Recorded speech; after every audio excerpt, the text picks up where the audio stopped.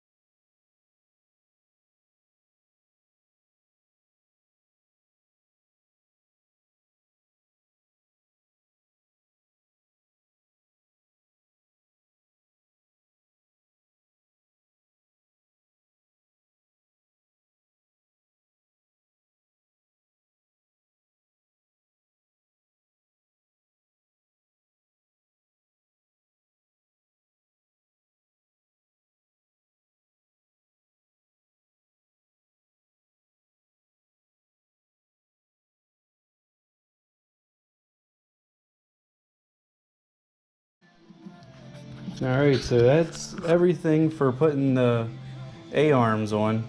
The only thing I'm waiting on now are my axles to come in. But I like these A-arms. They're very simple to put on. They're universal for every side. I didn't have any issues with them. No fitment issues. I do have a stick stuck in my shock. Other than that, I'll give them a test pretty soon, and hopefully we can test it out before December. I think the shipping said December 3rd to 23rd on these, and they were just coming from Amazon, but who knows.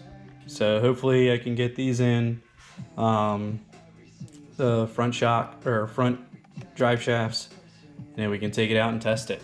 But it does feel slightly heavier now with these. So like I said, I'm gonna have to raise my suspension just a little bit so it's not slamming as hard. Because if I were to drop it now with everything in it, and the wheels were on, then I probably wouldn't bottom out. But once I put the battery in, then it would definitely bottom out. So that's what I'm trying to prevent. Other than that, the body's torn up really bad now. I think I don't even know what it really serves a purpose for now, except for keeping most of the dirt off of it. But gonna have more videos coming up again soon. Have the ramp. I'm going to visit family in a couple weeks, so I'll be taking the e-Revo Mini, and my daughter's gonna have her little Jeep thing. But I'll get some videos of my son doing stuff with that. Maybe we'll have this up and running. Alright, so I thought I was done the video, but so what I did was I just took the broken section of the axle, the drive shaft, and I just removed the rest of it and just put it back in. So all I have to do now is just slip the pin back in, put the axle nut back on, and I can run the wheels. We got two-wheel drive. Alright, let's go. Alright, so everything is completely done. Everything's back on.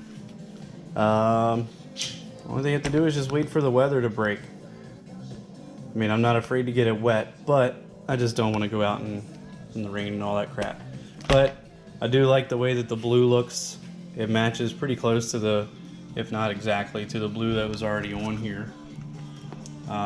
The axles I have coming are blue, which will go here and there. Looks like probably one of the next things I'll have to do is get a new bumper up here, because this is really torn up. Not really sure what exactly I'll do next. I just wanted to do things as they broke. I took care of now the main weaknesses, except for these rear axles, which I'll replace with GPMs also when it's time. I may have to go and order them now so that I get them in time, if they are really going to take so long. I guess we go ahead and do the drop test and see how she holds up.